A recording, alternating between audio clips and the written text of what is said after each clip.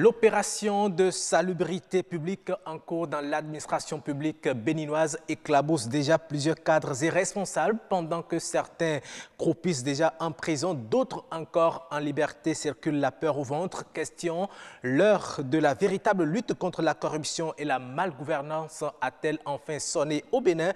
Le débat se fera dans quelques minutes en décryptage. Le dossier de la semaine se consacre aux réformes des arts et de la culture présentées il y a quelques jours par le ministre de la Culture. Ces réformes font-elles rêver les artistes béninois? En quoi peuvent-elles contribuer au développement économique et social du Bénin? Nous en saurons davantage dans cette émission Week Echo. Merci de vous installer pour la suivre. Tout de suite, le mini-journal avec Nadège Sani.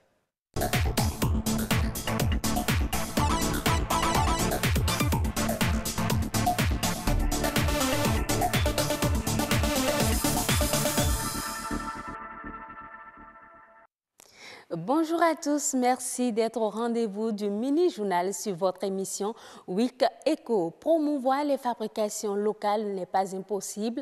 Un ajusteur tourneur en donne la preuve à Parakou. Il a conçu une moulinette à maïs en agrotourisme.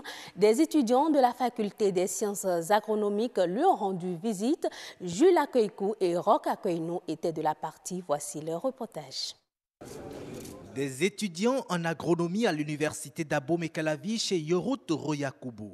Surprise et véritable joie pour le fabricant de machines agroalimentaires à Parakou. Aujourd'hui, nous sommes très contents avec cette visite parce que nous sommes en train de comprendre qu'on ne peut pas tout faire toujours dans les quatre murs. Il faut qu'on sorte. Donc, cette ambition de ces étudiants, vraiment, ça nous va directement au cœur. Parce qu'aujourd'hui, nous devons nous mettre ensemble pour mieux faire. Aujourd'hui, avec l'expérience qu'ils ont, avec ce que nous-mêmes on a ici en place, si nous nous mettons vraiment au travail, je suis sûr que nous allons relever le défi. Sa spécialité, fabriquer des machines adaptées aux besoins de ses clients. De son unité de soudure, d'ajustage et de forge des arts métalliques installée en 2013, plusieurs dizaines de modèles de machines sont sortis comme cette moulinette à maïs.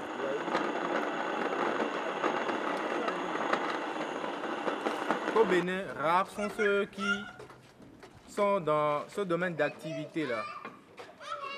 Et très peu sont ceux qui sont dotés de grands moyens. La curiosité de ces étudiants, admiratifs de ces innovations, ne s'est pas limitée à comment arrive-t-il à concevoir ces machines.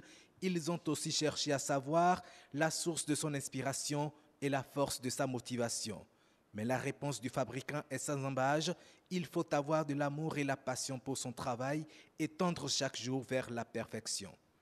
Au même moment, nous sommes en train de mettre aussi quelque chose encore en cours, vu aux ambitions que je vous dis toujours. Ça veut dire quoi? Ce que vous avez appris, ce n'est pas ça forcément vous devez avancer avec. Et s'il me disait, bon, je vais toujours attendre les parents, ça ne pourrait pas aller. Mais avec cette ambition que j'ai prise, c'est ça qui est en train de m'amener ici. Belle leçon retenue par ces étudiants qui repartent satisfaits du savoir-faire de cet artisan. C'est le retour en force d'une pratique oubliée ou rangée dans les tiroirs. Le troc connaît un nouvel essor, notamment sur Internet. Une façon économique et conviviale d'obtenir un bien désiré en échange d'un autre objet ou d'un service.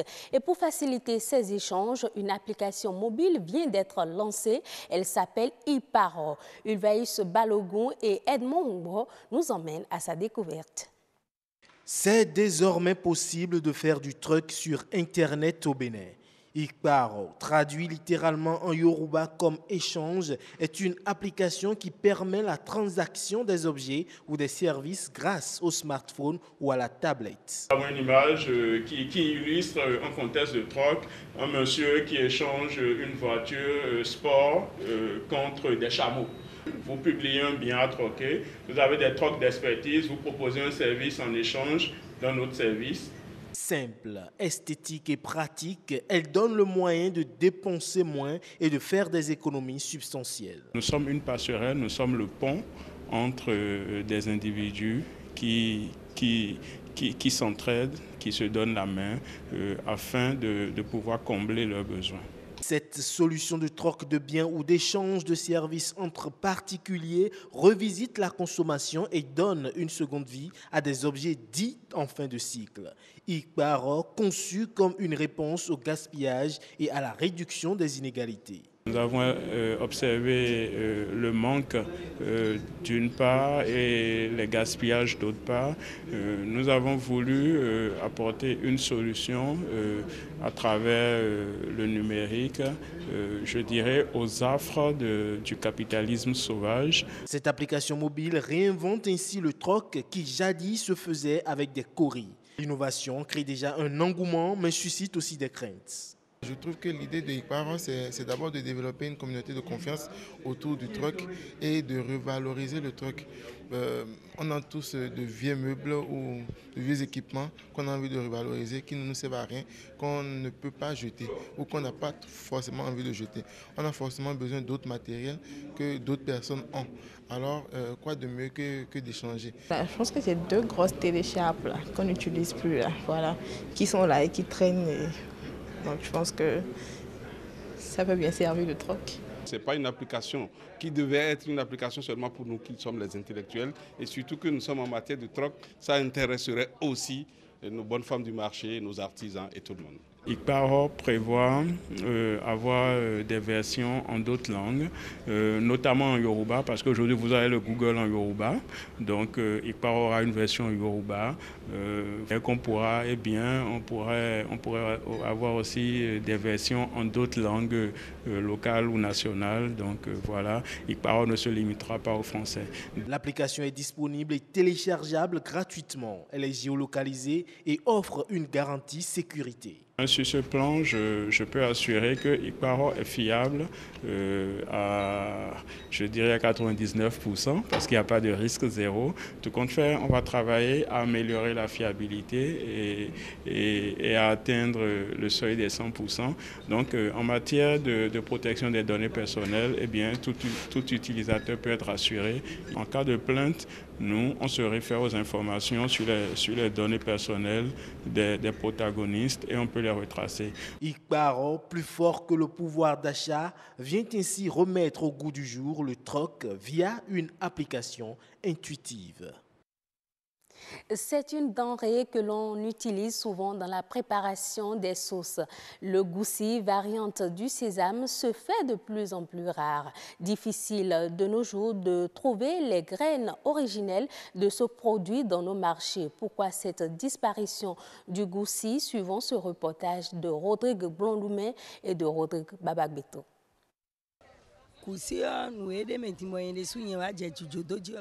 Ce qui me pousse à délaisser la vente du goussi, c'est la disparition de sa forme originelle.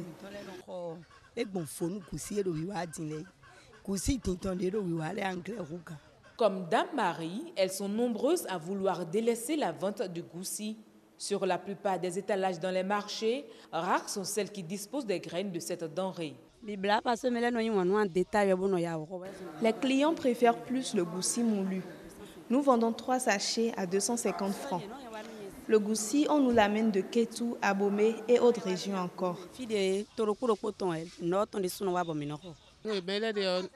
Certaines personnes vendent le goussi à Tokpa en y ajoutant de la farine pour pouvoir tirer bénéfice. Mais ce n'est pas bien.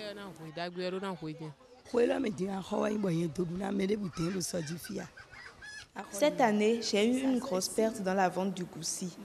Du fait de la rareté du goussi original, les clients n'affluent plus. Du coup, je vends le goussi moulu.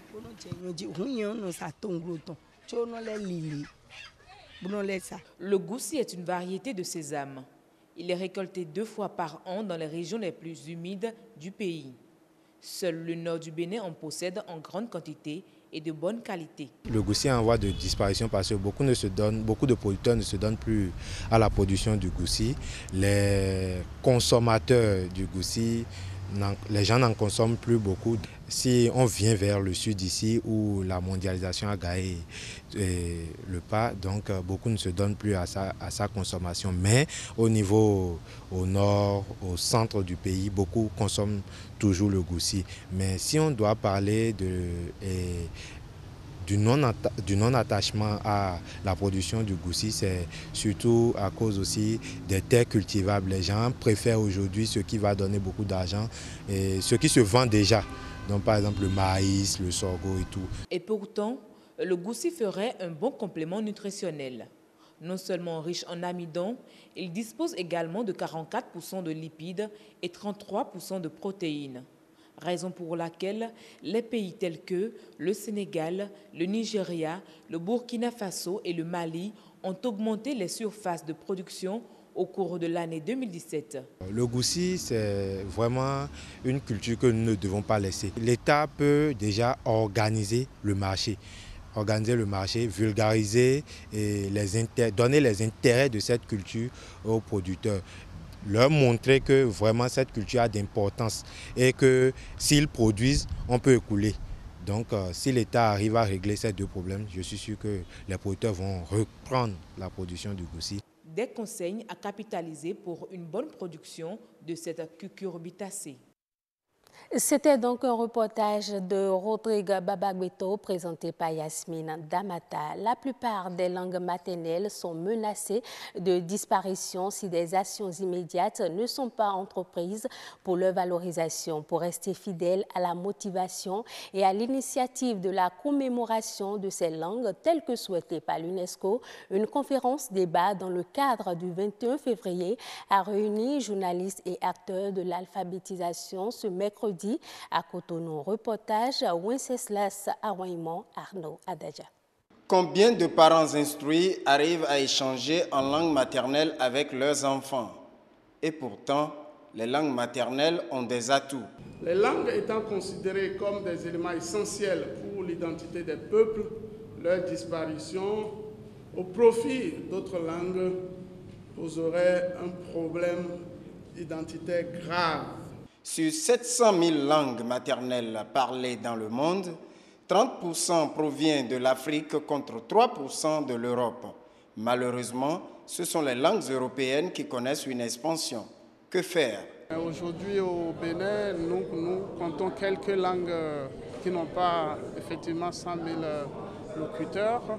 Et les dispositions légales et constitutionnelles de notre pays permettent donc d'aller à la promotion de ces langues maternelles. Pour inverser la tendance et donner aux langues maternelles du Bénin leur valeur, journalistes, acteurs de la promotion des langues maternelles et responsables en charge de l'alphabétisation et des langues nationales se sont réunis cette année autour du thème « Préservation de la diversité linguistique dans le monde et promotion du multilinguisme » afin de réaliser les ODD. L'importance d'éduquer ou d'instruire les enfants dans leur langue maternelle. Actuellement, les bonnes dames, même avec leur smartphone, sont capables de vous envoyer des messages en utilisant les lettres de la langue française.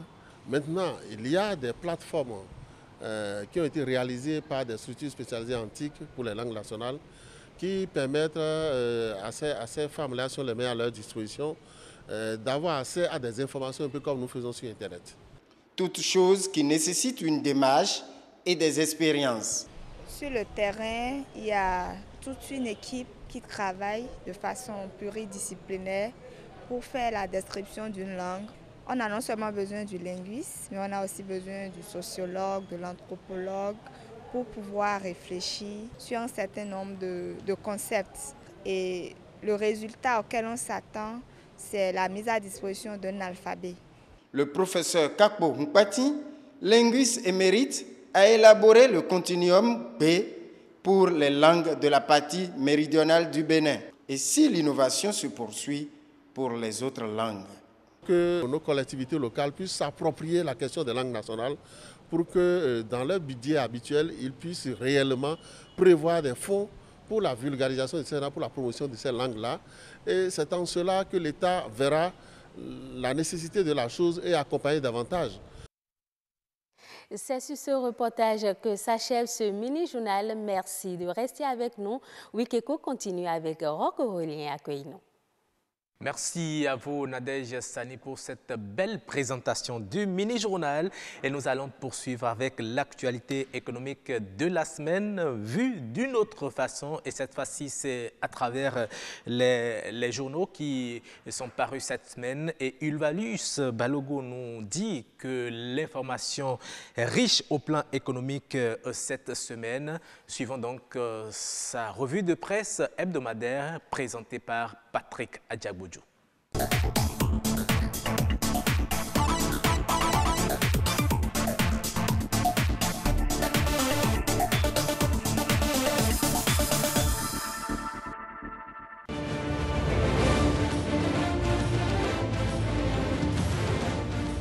Amis de Wikeko, bonjour.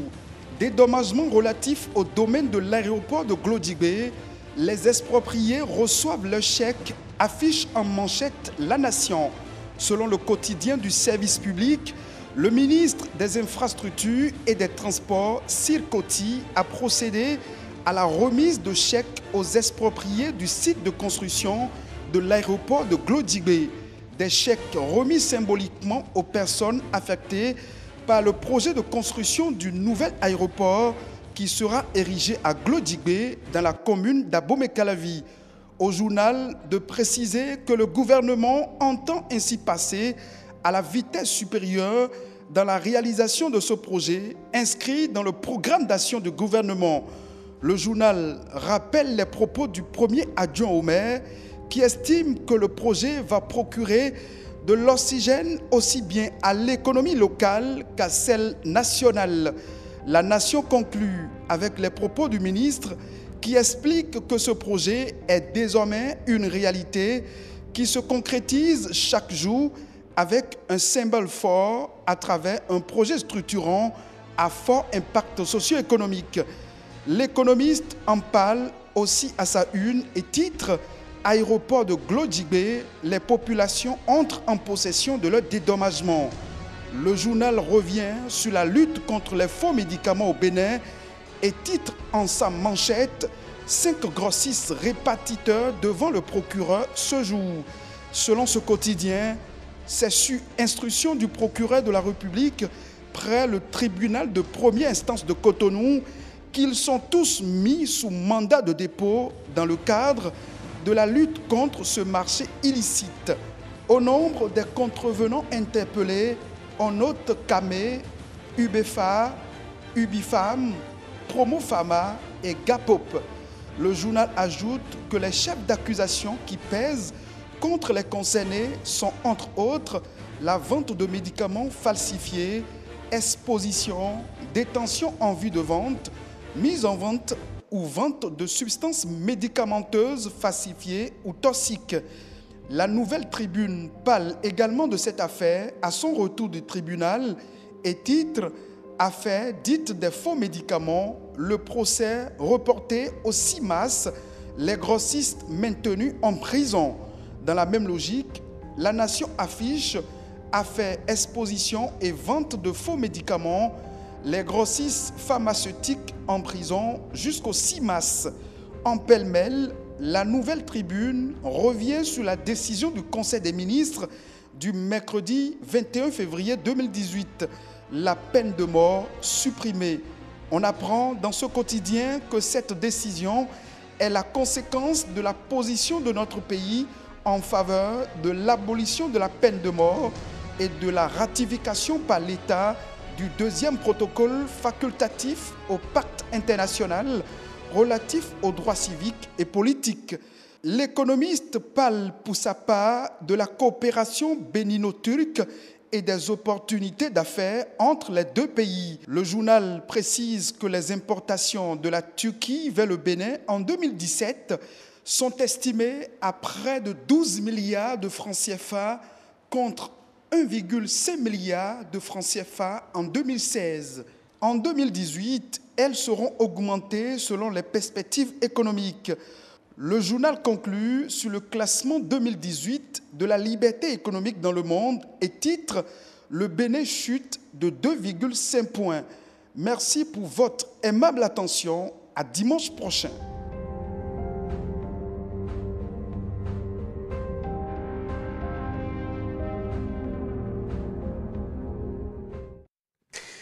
Merci à vous, Patrick Diagbodjou. Merci également à vous, Ulvaeus Balogun, pour cette coproduction. C'est comme ça se passe ici sur BB24 tous les dimanches et nous sommes sur Wikeko. Dans un instant, le décryptage.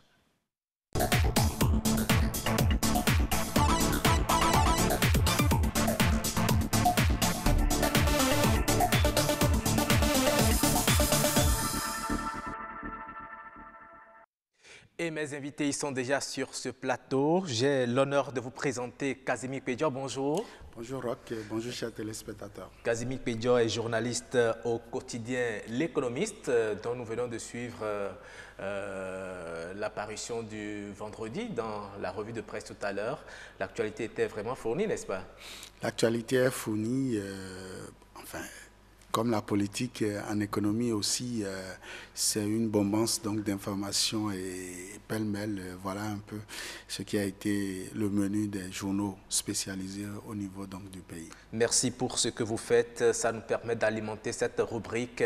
En face de vous, Alain Sochoumen. Bonjour Alain. Bonjour Roch, bonjour aux amis téléspectateurs. La pleine forme? Oui, absolument. Vous êtes journaliste au service de production de la télévision nationale. Merci d'être là. Merci. Et nous parlons dans cette rubrique de la lutte contre les mauvaises pratiques, les mauvaises gestions dans l'administration publique, notamment dans les entreprises. Et cette semaine, Alain, les bruits de bottes de la brigade économique et financière se sont fait entendre au Conseil national des chargeurs du Bénin. Peut-on déjà dire enfin la fin de la récréation a sonné? Ah oui, on est bien tenté de le dire parce que à rester sans rien faire, à rester sans rien dire, je dirais certaines pratiques négatives vont continuer par avoir cours dans les sociétés et offices d'État et puis cela n'arrange pas le pays. Alors, la fin de la récréation, ce n'est que le début. Pour vous, ce n'est que le début? Oui, j'estime que ce n'est que le début parce que là, nous sommes au niveau, nous faisons pratiquement 2 ans actuellement sous le mandat du président Talon. Alors, si c'est maintenant que la lutte est engagée, je me dis si elle doit se poursuivre, on aura encore 3 ans à la fin du mandat pour voir quels seront les résultats. Alors, j'estime que c'est un début de la fin de la récréation. Et je pense que ceux qui sont appelés à ces postes-là, à diriger les sociétés d'État, vont faire beaucoup plus attention. D'accord. Vous le dites si bien, c'est un début de la fin de la récréation. Je ne sais pas si Casimir Pédior pense la même chose, mais déjà, il faut dire que quelques mois plus tôt, c'était le tour de certaines sociétés. On a cité par exemple la SONEB, la CNSS, etc. Vous pensez aujourd'hui que c'est vraiment une opération générale qui doit permettre d'assainir la gestion au niveau des entreprises et structures d'État? Est-ce que je pense que c'est une opération générale? Pas certainement, parce que je ne suis pas dans la peau du chef, de celui qui décide. Je ne suis pas donc dans la peau des ministres qui décident, des responsables au niveau de l'État qui décident, mais je constate comme tout Béninois, comme tout citoyen du monde, que le Bénin a commencé quelque chose. Je souhaiterais que ce quelque chose-là puisse être sincère. Sincère dans le sens que tout le monde, tous ceux qui sont impliqués dans la mauvaise gestion, tous ceux qui, à un moment donné, sont allés gérer les affaires publiques et qui n'ont pas été transparents dans la gestion, puissent véritablement répondre de leurs actes pour que véritablement on puisse assister au Bénin à un nettoyage parce que le pays en a besoin. Vous ne pouvez pas imaginer combien nous perdons en termes de devises parce que nous avons de mauvaises pratiques au niveau de l'État. Vous avez cité, il y a le cas par exemple de la Société nationale des eaux du Bénin, où actuellement le DG est toujours dans les petits pépins au niveau de la justice. Vous avez également au niveau du ministère de l'Agriculture, de l'élevage et de l'élevage, vous avez également l'ex-ministre Djibril, qui également a été épinglé pour des histoires. Il y a encore... En tout cas, la justice, ce sont des dossiers qui sont pendant devant la justice, qui fera certainement son boulot comme elle en a... Et je souhaiterais véritablement que cette justice-là puisse se mettre véritablement au travail Ils le font déjà. Je souhaiterais que les mouvements donc, de grève ne puissent pas ralentir cet élan que véritablement l'administration est en train de prendre pour corriger un certain nombre de choses. Nous gagnerons, l'État béninois gagnera à assainir donc, son milieu administratif, à offrir beaucoup plus d'avantages comparatifs en termes de gestion des affaires publiques. Et c'est l'image du Bénin à l'international qui est donc... Tout à fait. Alain Sochoumé, après le CNCB, beaucoup de responsables de structures d'État se posent certainement la question de savoir à qui le tour. Mais dites-nous, est-ce que vous pensez qu'aujourd'hui, ça doit amener les responsables de ces structures à revoir leur copie, un peu comme le disait tout à l'heure Casimir Pedjo? Absolument. Vous savez, lorsque vous êtes nommé à la tête d'une société d'État, vous êtes appelé à gérer, je dirais, la richesse de la population du Bénin tout entier.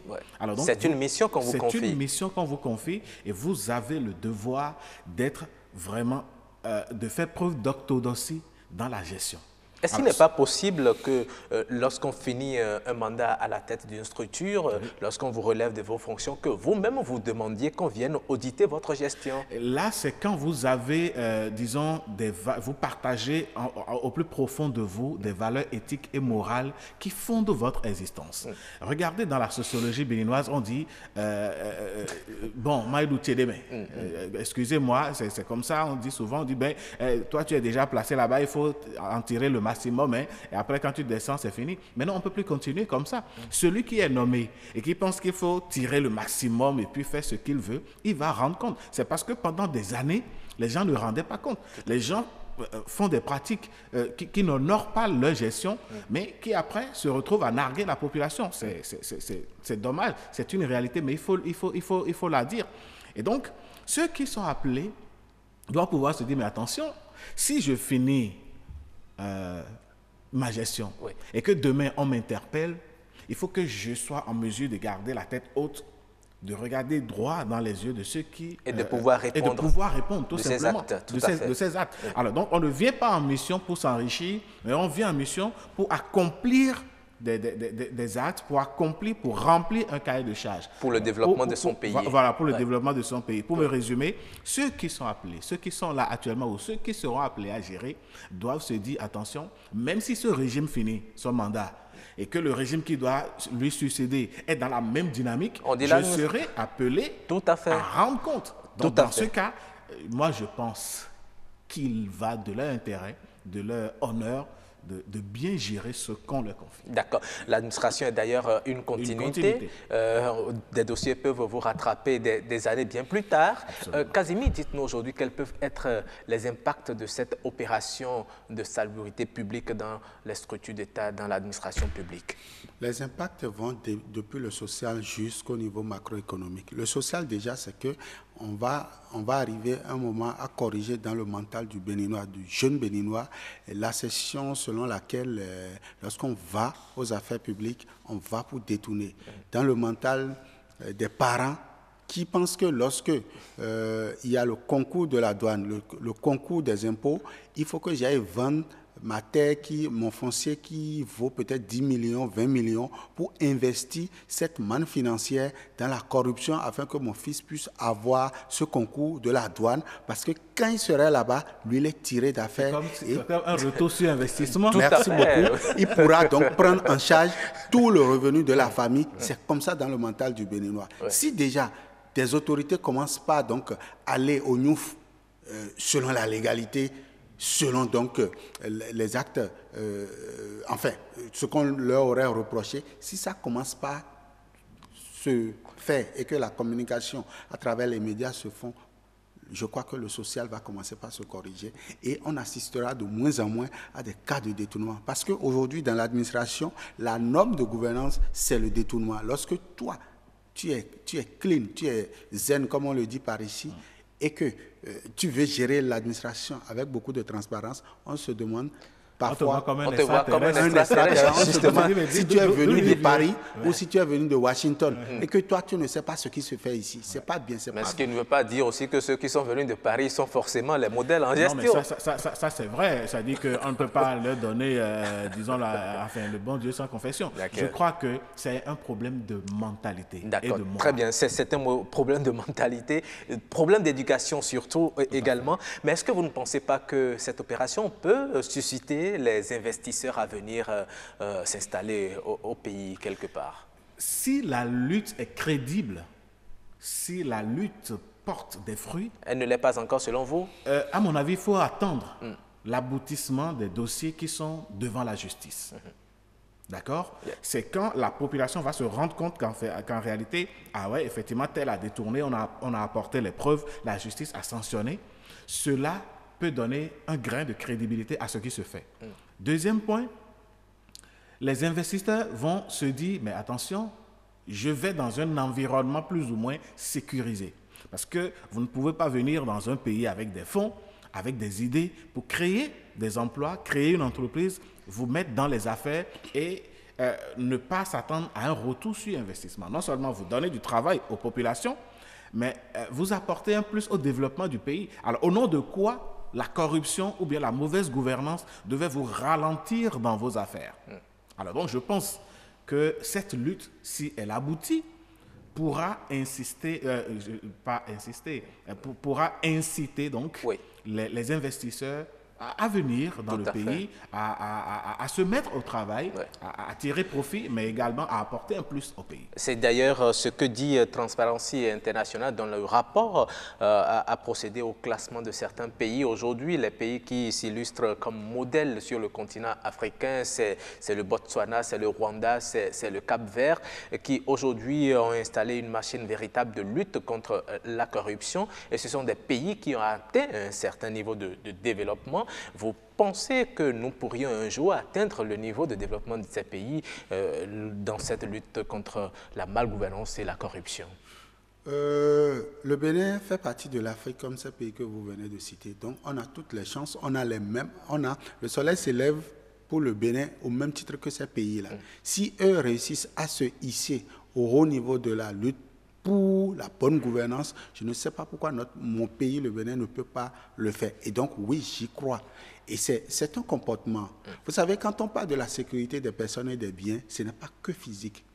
Ça entre aussi en ligne de compte avec la bonne gestion. Et je crois que l'État a décidé quelque chose, il faut l'encourager à poursuivre. Et je souhaiterais que ça soit sincère, parce qu'on ne peut pas commencer par lutter contre la corruption alors que c'est le Bénin qui porte le monument. Le Bénin a bâti le monument de la corruption. Et vous le savez, quand vous allez à Porte-Novo, juste à votre droite, le monument de la corruption a été bâti. Le siège de l'Assemblée. Le siège de l'Assemblée a été bâti là. Quelqu'un l'appelle Institut de corruption appliquée. Et donc, on ne peut pas avoir ce monument-là et dire qu'on veut lutter contre la corruption. Ça doit aussi aller dans ce sens-là. On ne peut pas lutter contre la corruption et laisser des députés qui sont épinglés dans un certain nombre de choses à l'Assemblée nationale. Il faut engager pas les réformes, mais la procédure normale et que véritablement que cette lutte soit sincère. Parce qu'il ne s'agit pas d'aller arrêter un directeur ou, je ne sais pas, un chef de service, alors que les mentors même de la corruption sont là. Il faut également engager la bonne gouvernance au niveau des affaires publiques actuellement.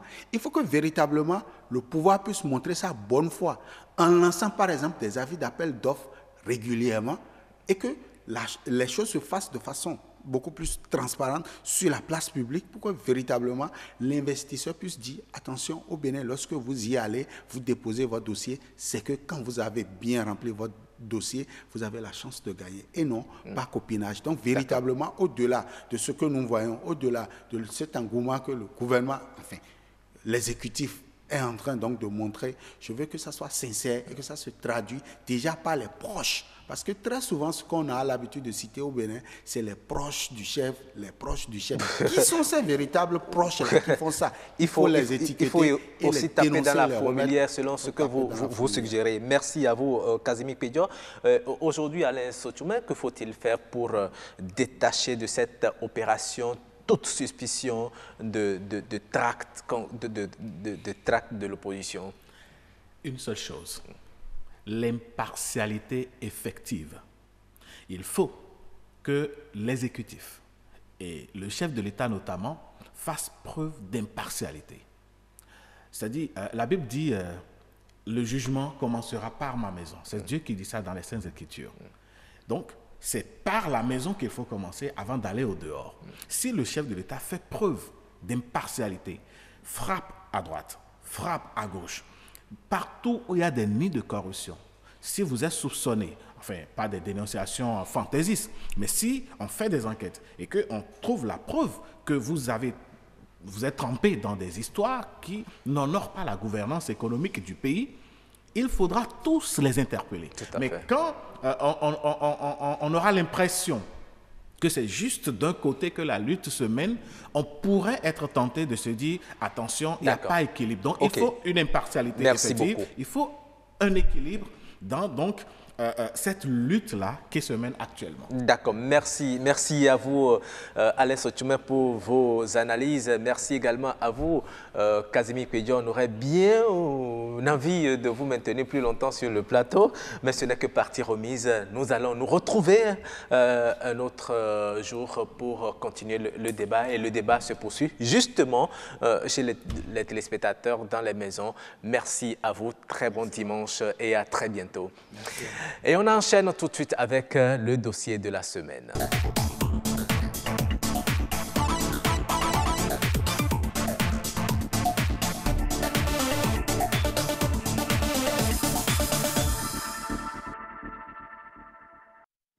De beaux jours en perspective pour les arts et la culture au Bénin. Le ministre de tutelle, face à plus de 700 artisans et artistes, toutes catégories confondues, a présenté au cours de la semaine les grands projets et grandes réformes à opérer dans ce secteur. Que faut-il en retenir? On en discute tout à l'heure, mais avant, suivez ce reportage de Marcel Arrossi. Le secteur des arts et de la culture, relancé au grand bonheur des acteurs culturels. C'est du moins l'essentiel à retenir de l'exposé du ministre en charge du tourisme et de la culture au cours de la cérémonie de présentation des réformes au sein du secteur. Comme vous le savez, malgré tout ce qui a été fait, malgré votre énergie, votre engagement et l'engagement et la volonté du gouvernement, le secteur est encore en deçà de son potentiel. Et donc ce soir, ce sera un petit voyage dans notre univers. Et ce voyage va toucher un peu à chacun de vos secteurs.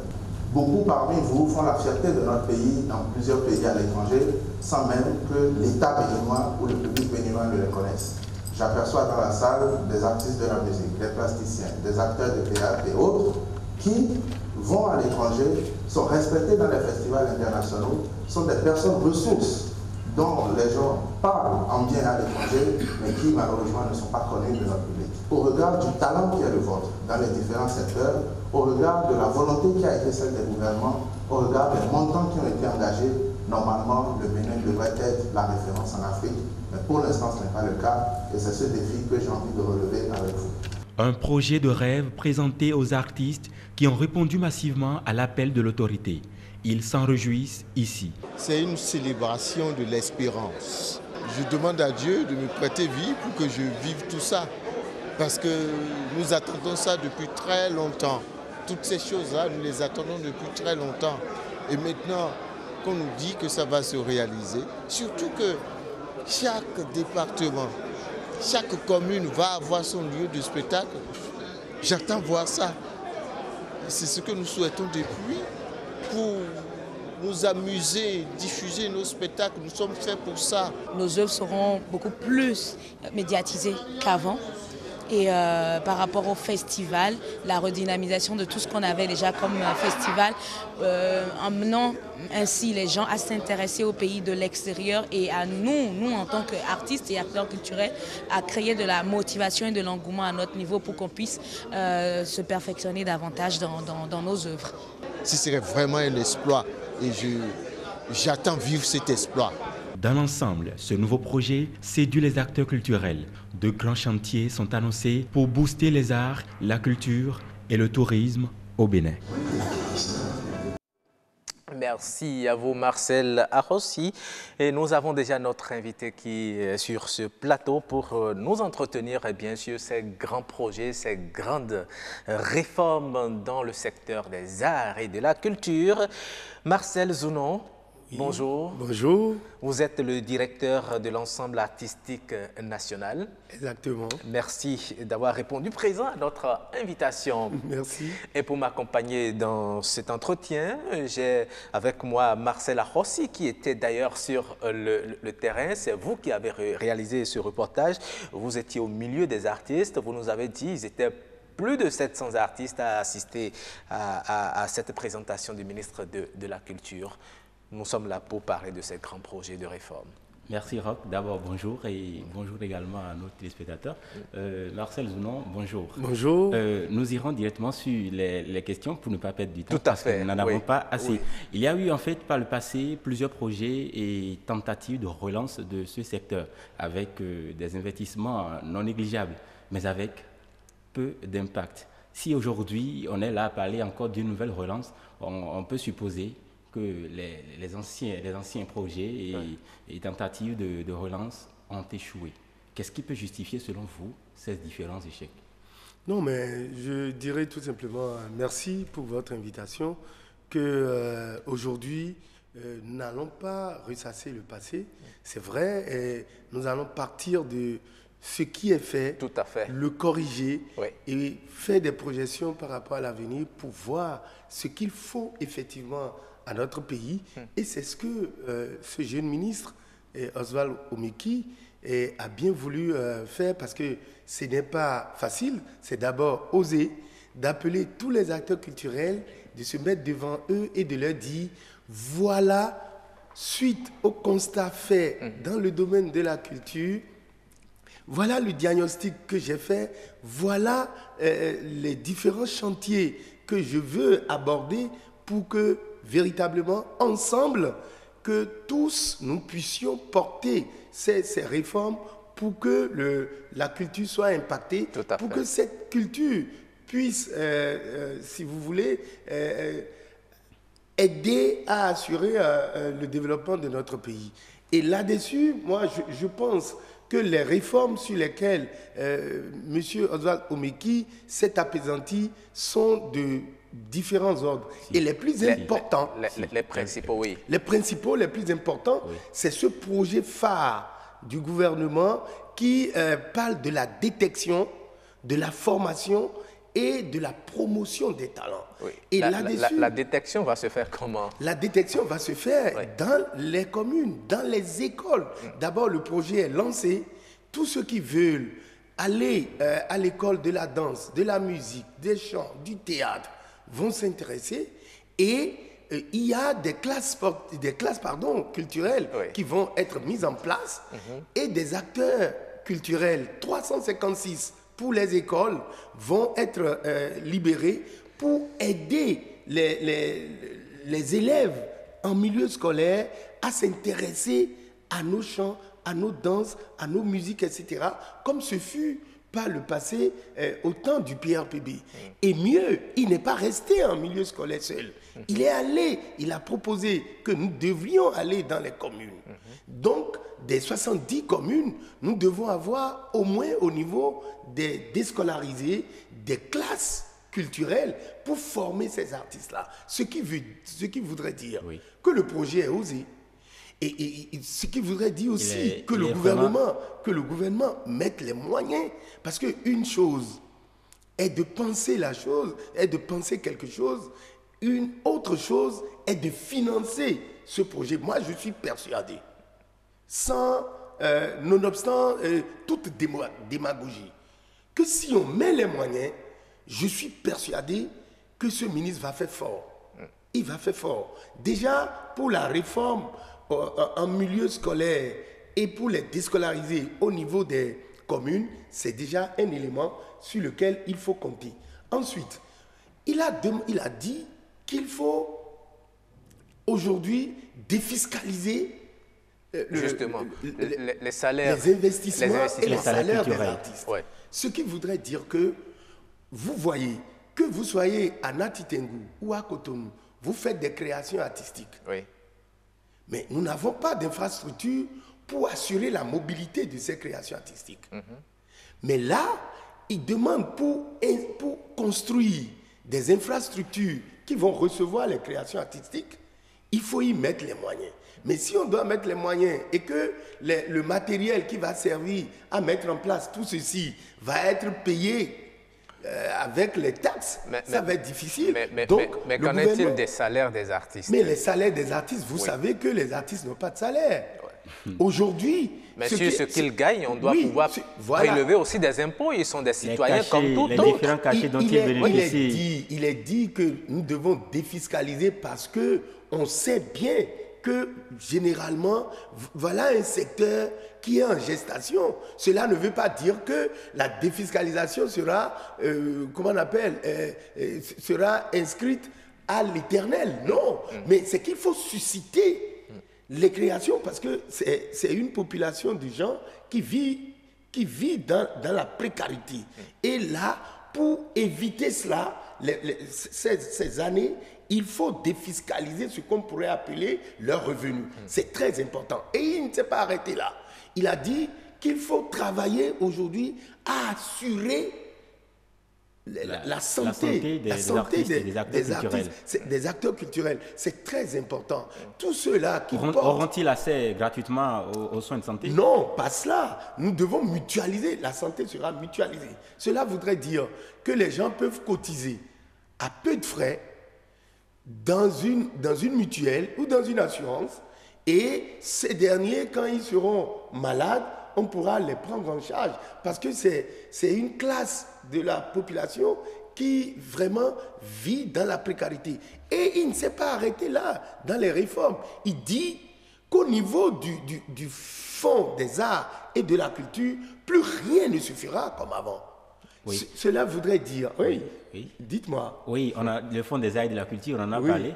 J'allais vous poser une question. Est-ce que l'absence d'une loi, qui devait régir le financement de la culture, l'absence d'une telle loi aujourd'hui ne va-t-elle pas poser problème? Oui, c'est pour ça, dans la réforme, il a proposé que nous devons travailler à prendre une loi pour le financement de la culture. Moi, je crois que vraiment, ce ministre, il est plein d'idées et il faut pouvoir l'accompagner. Moi, en tant qu'acteur culturel, je suis totalement en phase avec lui. Vous avez vu dans l'interview que vous aviez passée, notre grand frère, Aloubi Dine, il dit que ce que lui, il attend depuis des années, parce que ça a été tenté au temps du PRPB, ce n'est que par là qu'on pourrait amorcer véritablement le développement d'une nation comme la nôtre. Parce que la dimension culturelle du développement dont on parle, c'est là. Parce qu'il faut travailler sur les hommes. Et que les hommes soient totalement en phase avec leur culture. Qu'ils n'aient pas peur d'aborder leurs valeurs culturelles.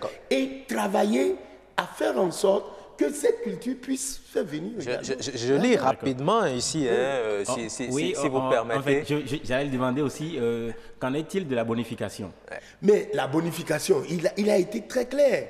Il dit qu'on va mettre en place une bonification pour aider les promoteurs culturels. Les promoteurs culturels. Ceux qui sont appelés à organiser des spectacles grand standing. Il ne s'est pas arrêté là. Il dit aussi que pour ceux qui vont organiser les festivals de mode, tu vois, tout ce qu'on porte, etc., on pourra aider ceux-là à mettre en place, à pouvoir avoir accès au financement. Et même pour les industries culturelles, pour mettre en place une industrie culturelle. Parce que le Bénin n'en a pas. Mais les gens iront chercher les sous. Justement, par rapport à ça, par rapport au financement, il est dit ici, selon ce que je lis, que le financement du fonds se fera par le secteur privé. Est-ce que ce n'est pas là un désengagement de l'État? Mais pas du tout. Pas du tout. Parce que souffrez avec moi, que l'État ne peut pas tout faire. L'État ne peut pas tout donner. Évidemment. Si on a des lois aujourd'hui qui parlent du mécénat, du sponsoring et de tout ceci, cela permettra peut-être à des privés de pouvoir prendre des parts dans la mise en place des créations artistiques et culturelles, dans la mise en place de la promotion culturelle, etc. Et c'est ce qui manque dans le pays. Si aujourd'hui, au niveau du sport, le sport ne décolle pas bien, la culture ne décolle pas bien, et tout ceci doit servir au tourisme, comme le dit le gouvernement, pour vendre la destination du Bénin, il faut y mettre les moyens. Et ces moyens, si la loi pour le financement de la culture et du sport est prise, je vous jure que les privés vont ardemment contribuer à la mise en place de ces Vous croyez fort Non, vous permettez rapidement, toujours au nom de ces mesures. Hein, je lis le programme. Il est dit qu'on va extraire la liste des artistes du RAVIP. Pourquoi Attendez, aujourd'hui... Donc ceux qui ne se seraient pas... Je vais vous expliquer. Calmons-nous. Parce que les téléspectateurs nous observent. Aujourd'hui, par rapport à l'expérience malheureuse que nous avions faite avec le fonds d'aide, des gens se positionnent comme des artistes, des mécaniciens, des vendeurs de ci ou de ça, des gens qui se disent présidents d'une fédération ou d'une association alors qu'ils ne sont pas des acteurs culturels. Si aujourd'hui, le RAVIP va permettre de révéler la fonction de chacun, à moins que les gens si quelqu'un triche, il se fera prendre, c'est sûr. Si tu es artiste et que tu te déclares artiste, si on prend cette liste avec une touche, on aura la liste de tous ceux qui effectivement sont des artistes, alors les vrais qui se sont déclarés comme artistes. Ok, d'accord. Mais pour l'enregistrement du RAVIP, il y a des gens qui sont non seulement artistes, mais ont d'autres fonctions. Tout à fait. Et si je n'ai pas veillé non, mais attendez, dans la vie... Ce qu'il dit là, c'est comme si je suis journaliste et je suis promoteur culturel aussi. Mais si vous êtes promoteur culturel, vous inscrivez parce qu'on ne va pas continuer à tricher. Non, je m'inscris en tant que journaliste. Vous inscrivez en tant que journaliste, oui, on vous mais je fais de la promotion de la culture béninoise. Vous pouvez faire la promotion de la culture, vous irez alors à la bonification. Parce qu'on ne vous le refuse pas. La renaissance du FITEB est également au programme. Si. Mais vous avez vu le FITEB, notre FITEB, qui est pour l'Afrique le seul festival professionnel dans le domaine du théâtre. Vous avez vu le niveau auquel il est? Nous-mêmes, en tant qu'acteurs culturels, en tant que responsables, le FITEB, cette année, le FITEB doit avoir lieu le 27. Vous avez vu? Du mois prochain. Le 27 du mois prochain. Est-ce qu'on peut organiser un FITEB dans les conditions où il se trouve là le 27 du mois prochain? Mais non, c'est pour ça qu'il faudra... Il faut tout réorganiser. Voilà, il faudra mieux l'organiser, le professionnaliser et lui rendre sa mission qui consistera à faire la promotion de la destination Bénin et vendre les produits culturels. Pour justement vendre les produits culturels au plan national, il faut des lieux de prestations culturelles. Qu'en est-il des infrastructures à construire? Et c'est ça. Combien? Quelles sont ces infrastructures-là? Il a été dit dans le programme que 54 communes ont été identifiées.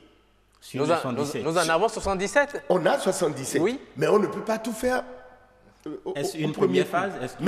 C'est des phases, le ministre l'a bien expliqué. Vous étiez dans la salle. Donc c'est pour vous dire que si l'État central met les moyens, parce qu'à l'entame de ma prise de parole, j'ai dit le ministre a un programme important. Ce programme est osé. Ce programme, c'est ça il faut pour que la culture puisse accompagner le développement du pays.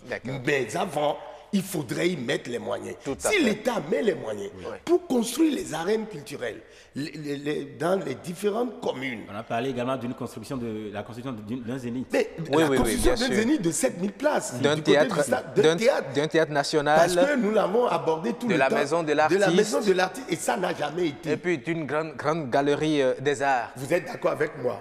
Non, ça fait rêver, ça fait rêver. Pour finir, vraiment ambitieux. Oui, tout à fait. Pour finir rapidement, parce que là, on a fait de grands gestes. Le temps est parti rapidement.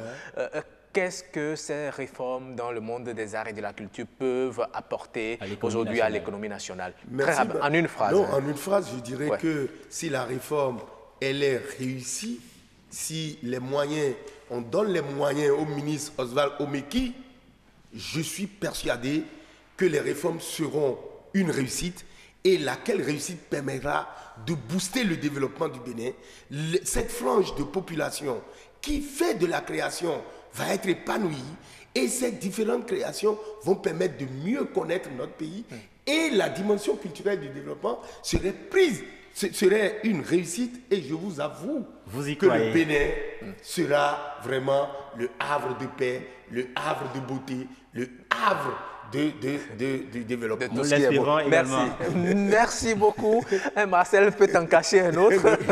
Merci à vous Marcel Zouno, merci à vous Marcel Afossi. Merci à vous chers téléspectateurs, vous qui nous avez suivis. C'est pratiquement terminé pour cette émission. On va se dire rendez-vous prochain dimanche donc à partir de 11h. Vous pouvez retrouver également cette émission sur le site de l'ORTB www.ortb.bj. Sachez que chaque jour est une opportunité et que vous devez saisir la vôtre dès maintenant et ne dites jamais que c'est impossible tant que vous n'avez pas encore essayé. Au revoir et à très bientôt. Merci donc. Merci beaucoup.